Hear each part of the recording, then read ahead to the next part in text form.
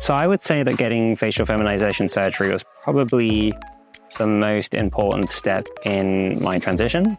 I think for two main reasons. First of all, I feel a lot more comfortable in myself. So I think the confidence that it's given me is something that I don't think you can get any other way. My name's Rachel. I'm from the UK. I had my surgery done with Facialteam in 2018, so quite a lot of years ago now. I'm back here in Spain today because I am taking care of a friend. So I had my friend, Rady. I always recommended Facialteam to her. So there was always a goal that we would get Rady to Spain and that I would take care of Rady whilst they were getting the surgery done to make sure that they weren't compromising. So I will say that kind of like the experience that I had with Facialteam was perfect. I would go through the same experience again, but at the same time, it changed a little bit when kind of like Rayleigh came.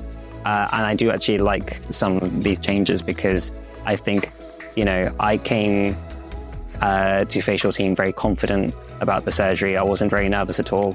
But Rayleigh, I feel like sort of like, because like before the procedure, kind of like talked it through a little bit more.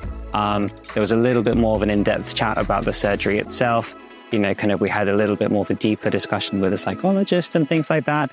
I think that's helped Rayleigh stay much calmer and kind of be able to go through ultimately what would have been a trial for her, no matter where she went. I don't think that I had like a single bad or negative or even awkward interaction. I think everything was so unbelievably above board in that way. I think, again, things that you don't really expect when you come abroad and go to a hospital that you've only been to once before. Like sort of like you expect some thing that is not quite right.